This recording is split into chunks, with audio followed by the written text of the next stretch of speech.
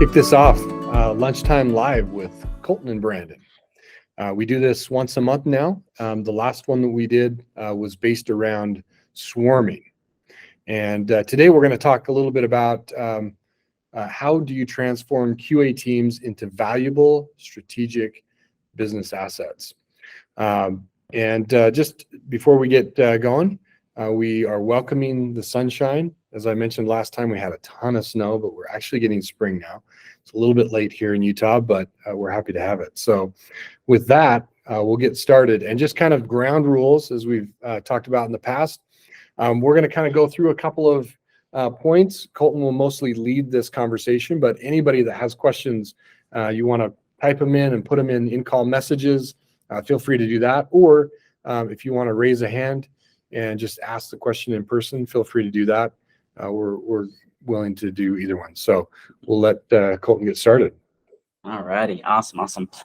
So yeah, we wanted to make sure to take time today to talk about really like QA teams, how they can be helpful for a development team, and then really, highlight how they can be helpful for a business, right? I think, especially like for our business, right? Whenever we're talking to a client about building a software project, right, we have to include QA teams, right? And we have to bill for those hours, and so that's always something that's kind of a tension point that comes up with clients, right? Because a lot of clients don't want to pay for it, because ultimately when a lot of people look at software, right, they look at, okay, is it a front-end developer, a back-end developer, a mobile developer? And as we're kind of going through resources and talk about what everyone does, everyone sees, okay, my mobile developer is going to build my mobile app, right? And my front-end guy is going to build, maybe the web app, and then my back-end is going to, build the database. So they see all of these people are building things, right? And building out these features that they can use, and it's tangible.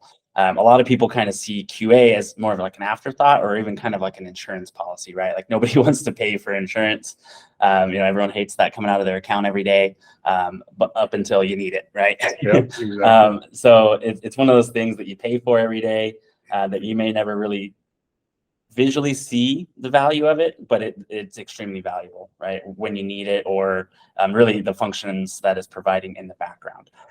So again, what we wanted to do today is really highlight not only the fact that QA is sometimes kind of like, in a sense, in the shadows doing their job and adding value, but there's also a lot of ways that you can actually bring them to the forefront to add more value for your development team, and as well as your business and your product. So with that, I've got a few kind of key points I wanted to go through.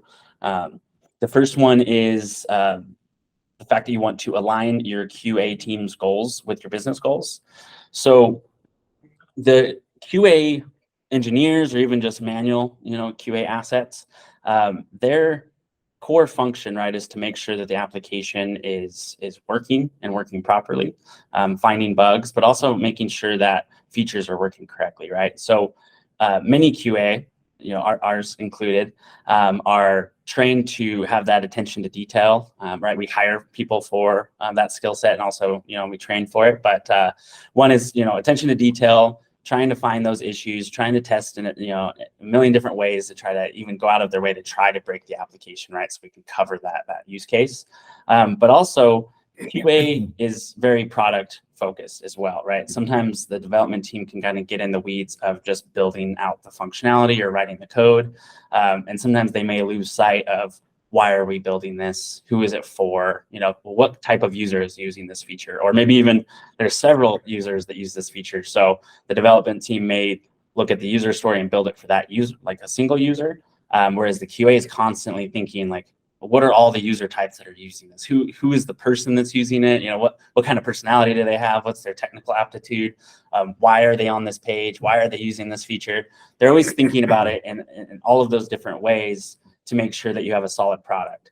And so with that, we always encourage our QA team to be involved at the very beginning of a development project.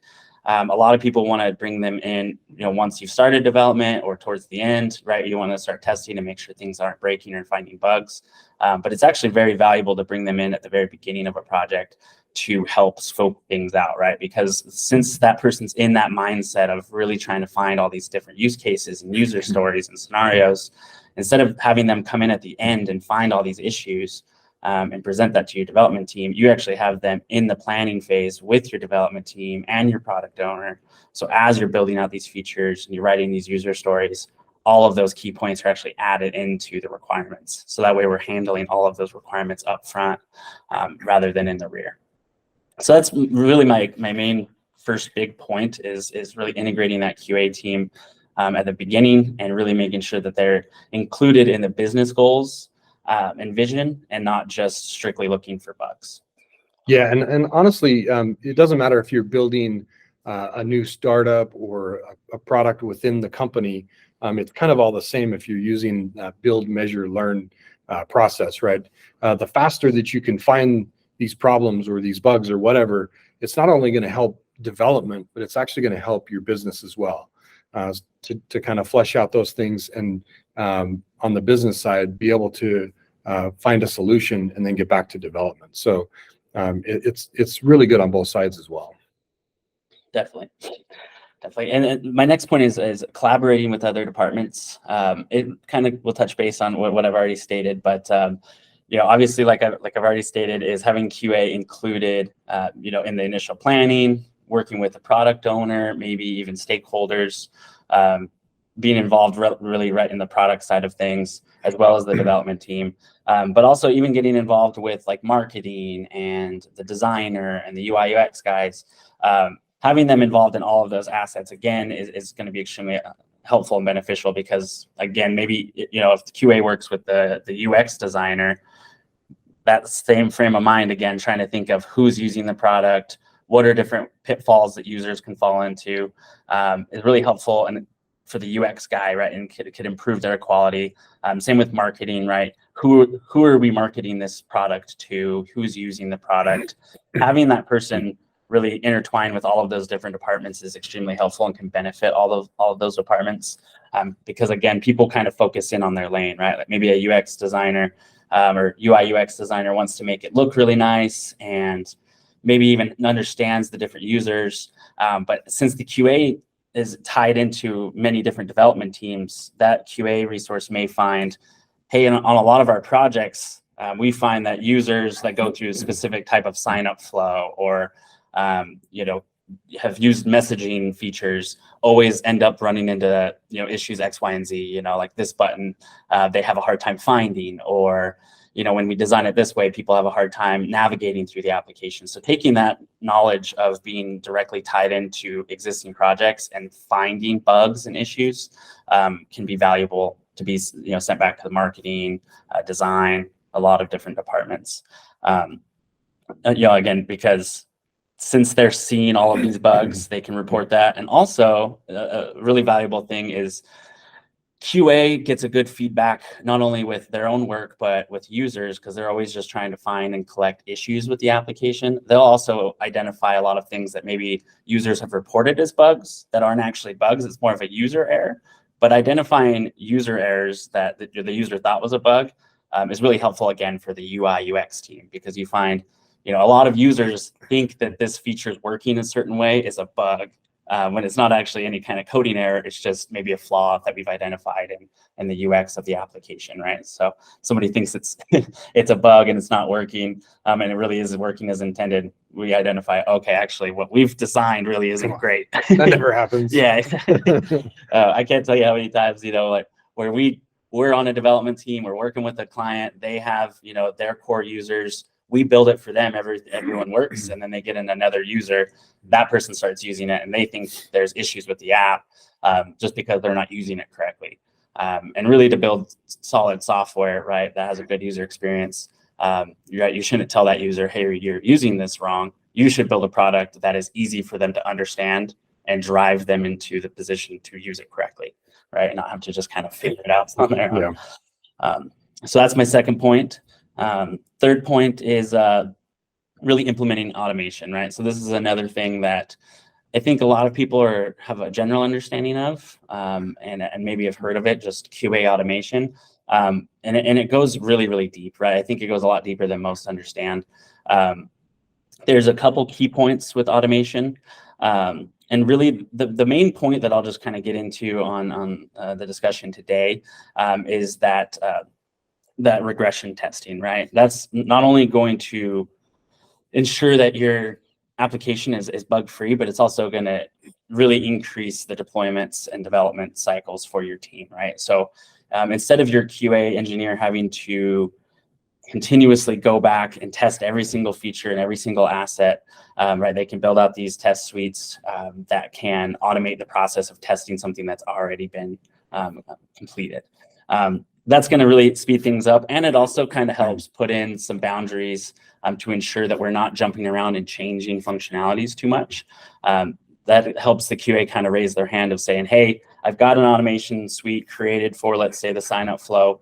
If we're going to go make changes to that, that person's got to go make changes to their automation flow. So it kind of helps have another check and balance to make sure, like, hey, we're making changes here. Is this what we want to do? It's going to change a flow that we've created in another portion of the application. So it kind of helps with the checks and balances of making sure the changes you're making inside of your application are the correct ones and make sense.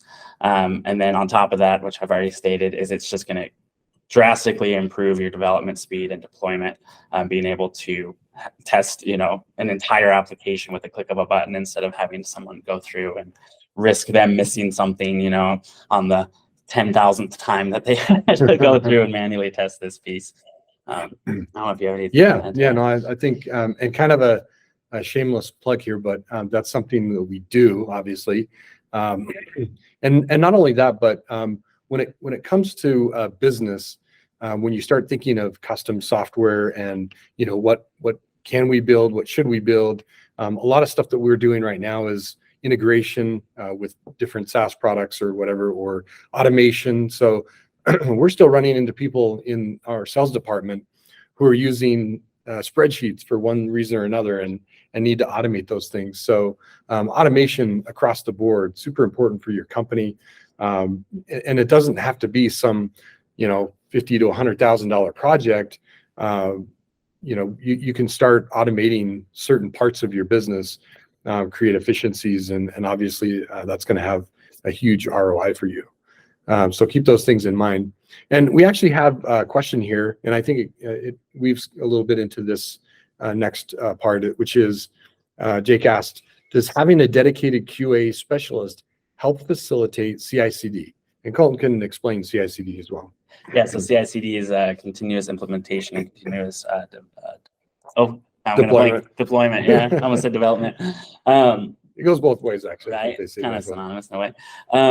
Yes, 100%. Actually, it's pretty much required to have a dedicated QA resource to facilitate the CI/CD. Obviously, you could have your developers doing the testing, but ultimately you need someone that's going to have an extremely quick feedback loop to be able to do CI/CD, right? So if you're deploying every single day little pieces, the last thing you want to do is not have someone not have their eyes on it daily, right? So your team is deploying little pieces every day, and then you find out, a week down the road that some of those things that they've deployed is wrong. So now you got to go back. It kind of defeats the purpose of CI/CD. Really what you want to do with CI/CD, right, is push a little piece, have QA hit it, check all the different use cases, approve it, move forward, right? So having a dedicated QA specialist is pretty mandatory to have a successful CI/CD process. We got another question in from Robert. What are the pros and cons of automated testing versus manual testing in the QA space? Well, I think the pros are pretty I guess obvious, in a sense of speeding things up and being able to kind of cover a larger space with maybe a single engineer. I guess really the con with automated is sometimes there may be false positives with an automation test, right? If it's not written correctly, your test may be giving you success back when you do that regression suite. And that's just because maybe they built that regression suite out wrong. So it might be telling you things are working when they're not. And then the other con I would say is obviously to build out the suite up front is going to be a lot more time, heavy, right? Yeah. I can't think of words today. But obviously if you're doing CI/CD, right, and somebody pushes out a small feature, if you're strictly doing manual testing, all the QA has to do is go in there, test that, they're good. Might only take a few minutes. But if they have to do the automation portion of it, they have to go in, manually test it, make sure that's all good. That's going to be those few minutes. And now they have to take that in and actually write the script to automate that piece. So that's going to take more time. So depending on resource constraints and things like of that nature, if you've got maybe a larger development team and you've only got one QA resource, you may only be able to do manual testing for the QA resource to be able to keep up with the development team. So that's just something that you want to make sure that you're managing with your resources. Good questions. Next thing that I want to actually, let me touch on continuous improvement, kind of that CI/CD idea, which is there's an old kind of thought process of building a business, and we got a lot of people coming through the doors who are maybe entrepreneurs or startup companies, and the whole idea is, well, excuse me, let me build this entire company out and then launch it into the world to see if people like it. And that's kind of how that's the old school of thought, right? I'm gonna start with my product, or prototyping my product, and a sales team and a finance team and all the departments that I would have in a company, and then we're going to build the product and we'll launch it out. But the problem is we just don't know if people are going to want to buy that, right? And that ultimately that's what we're trying to do, is get the profit.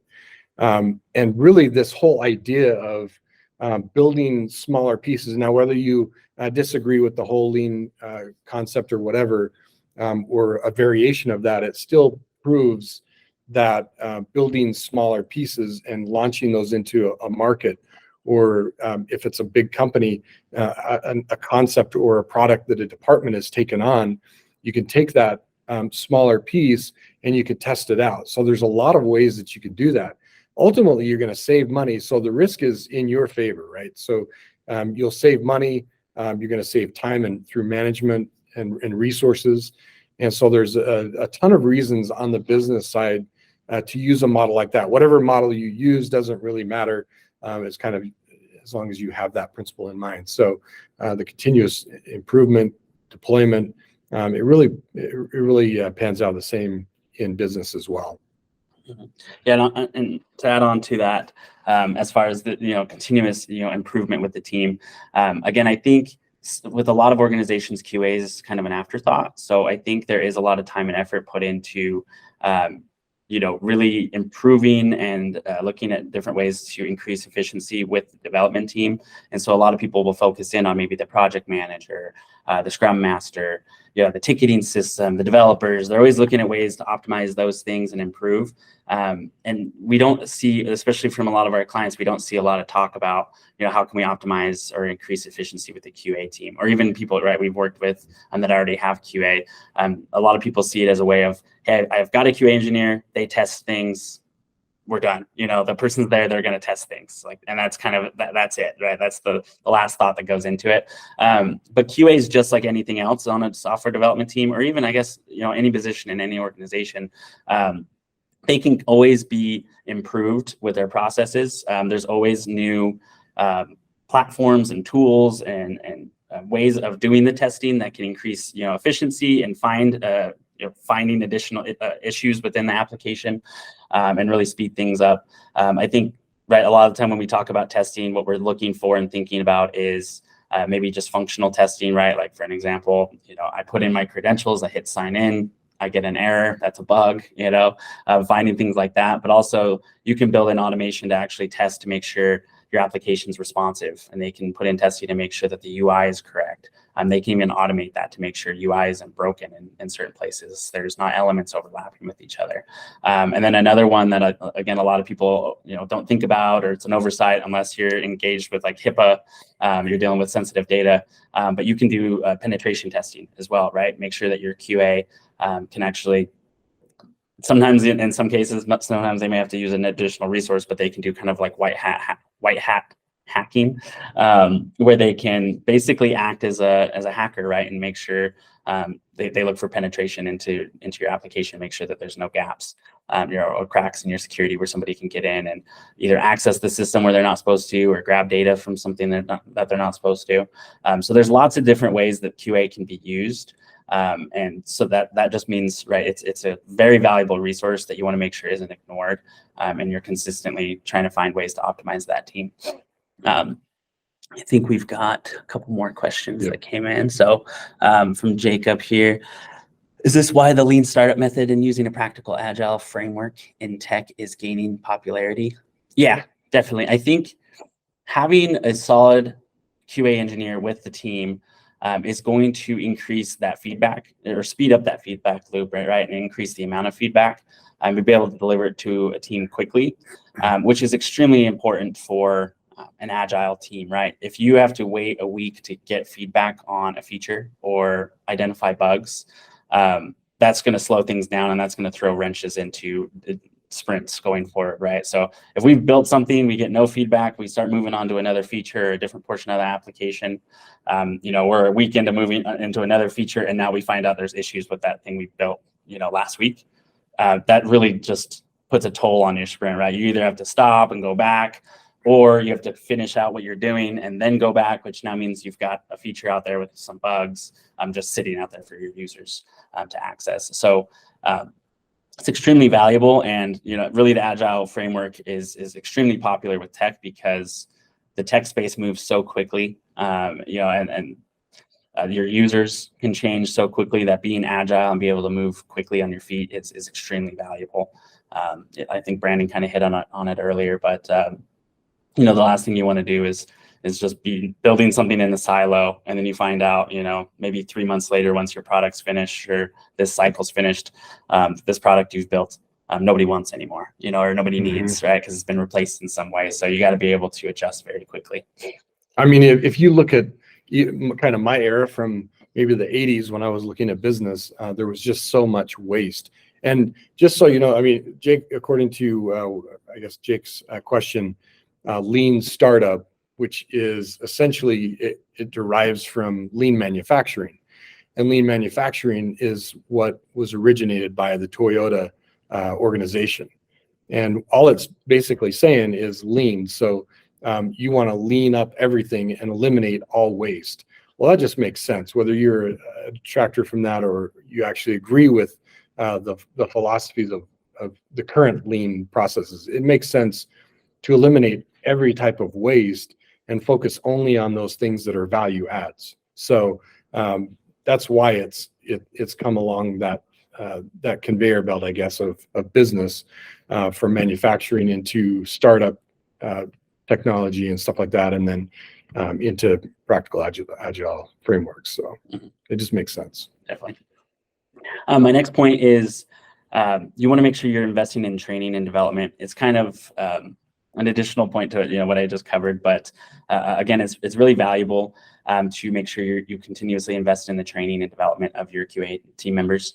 Again, what we've found is there's two very large variations of QA, right? Like there is a way that you can do QA where you can have somebody that really has no big skill set, no training. All they're doing is they're using the app and looking for bugs, right? So they're just clicking through and say, hey, this broke. And then on the other end of the spectrum, right, is somebody that is tied in with your business, thinking about the users, thinking about the use case, thinking about your product, being able to automate things, being able to give that quick feedback to your development team. So you can go from having just somebody that's strictly just looking for bugs and that's all they're doing, right? They're clocking in every day, clicking through the app, looking at tickets, marking things yes or no. And then on the other end, right, same position, same role, you can have someone that's improving your UI UX team, improving your product owner, improving your marketing team, really improving your everyone on your team, right, by giving that feedback and then at the end of the day, truly improving your product because you have that person on your team whose sole focus is to really improve the product to make sure it's working well for your users. And so continuously investing in them is how you get that difference between, the guy that's just checking boxes and the other person that's adding tons of value.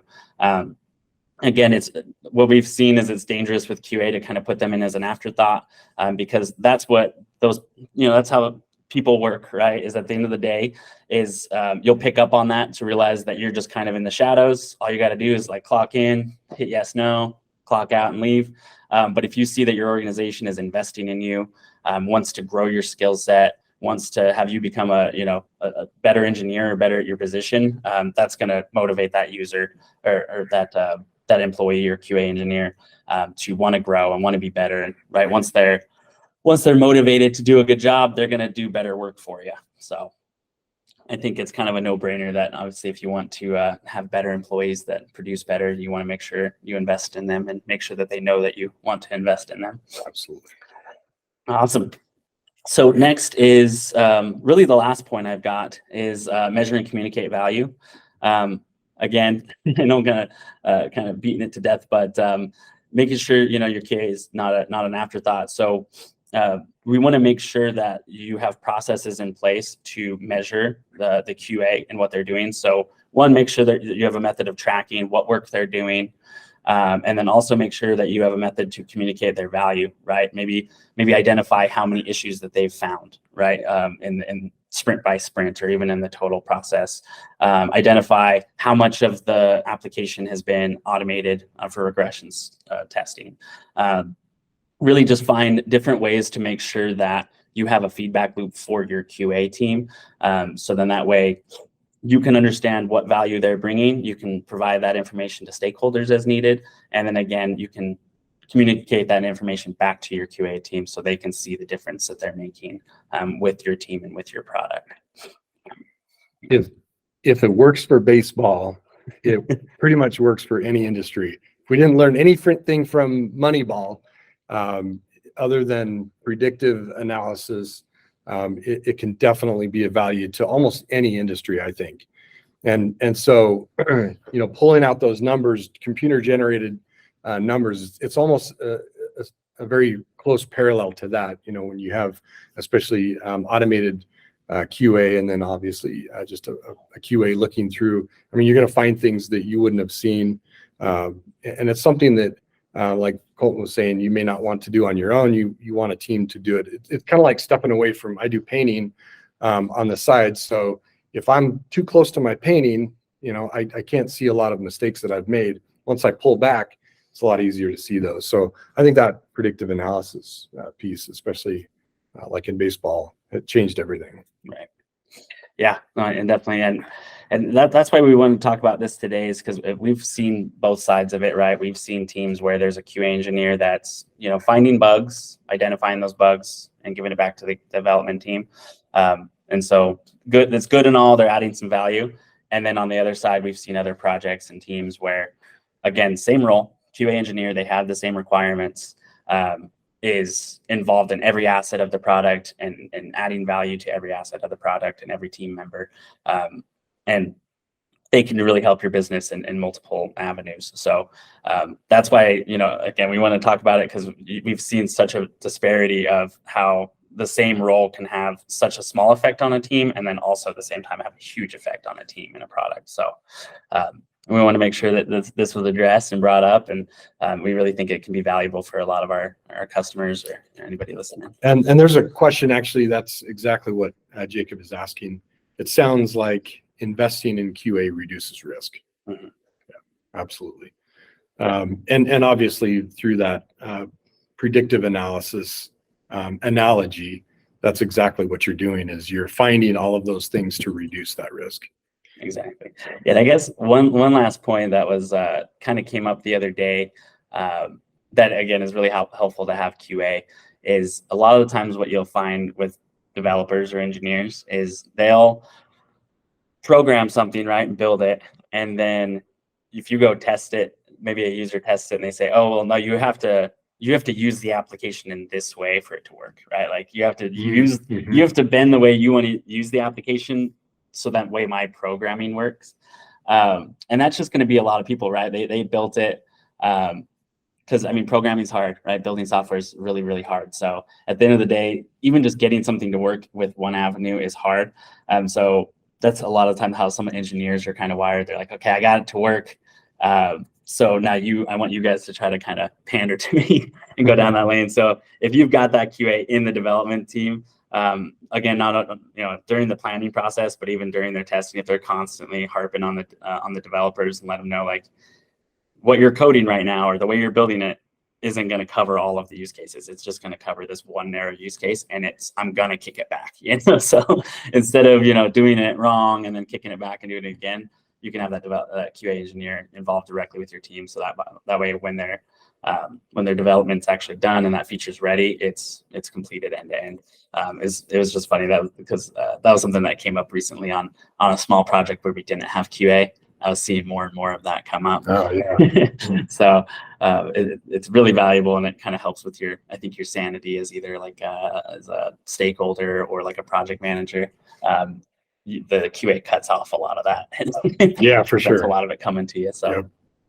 Awesome. I think we've pretty much covered everything. We went through all the questions, went through all the points that we wanted to bring up today. Really appreciate everybody joining and asking some of these really good questions.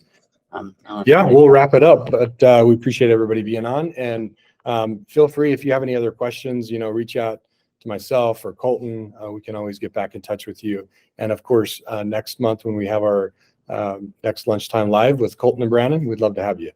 Thanks for being here. Thanks, guys.